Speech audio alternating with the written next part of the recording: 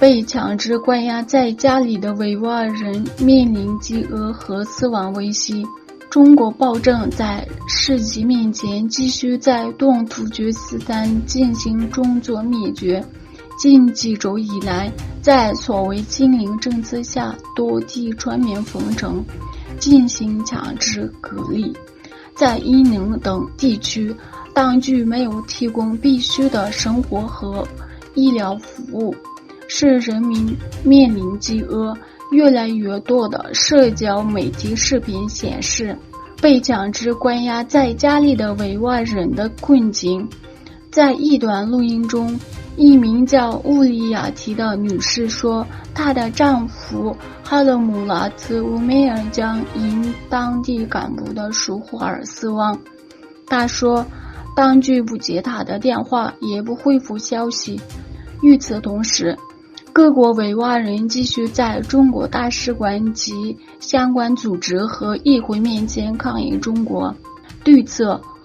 东突文化和信息中心主席阿布杜吉利利卡拉加什先生发表说明，再次强调，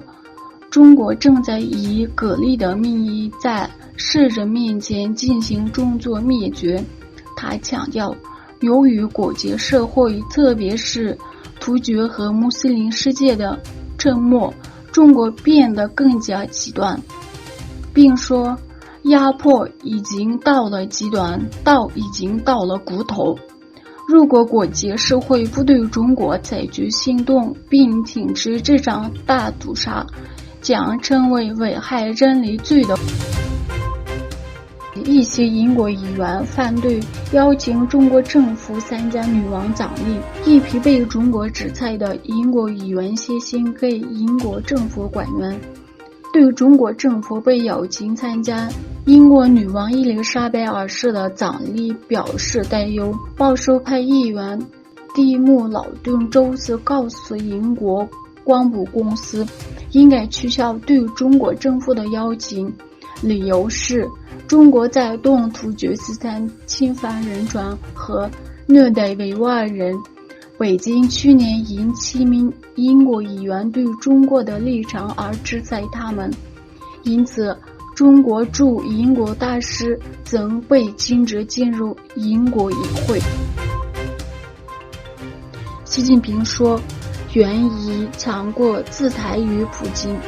驰骋国际。中国国家主席习近平在上海合作组织峰会上会见俄罗斯总统普京时表示，中国愿意在世界两国根本利益的问题上相互提供强力的支持。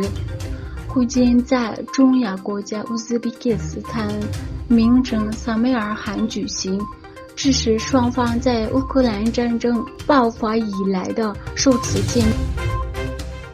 拜登政府计划扩大对美企向中国出口芯片限制。路透社12日引述知情人士消息称，拜登政府计划下个月扩大对美国企业向中国出口人工智能芯片与芯片制造设备的限制。在9月13日举行的中国外交部例行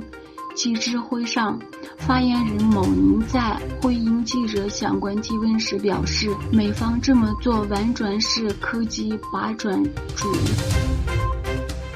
埃尔多安会见中国国家主席习近平。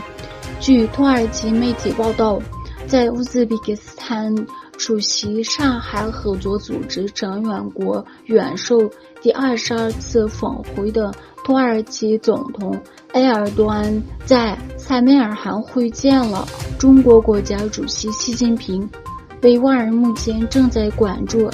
埃尔多安在与习近平会晤时是否谈到当前东突厥斯坦的严重局势，是否会在美国举行的第77届联合国大会上提及维吾尔人的情况。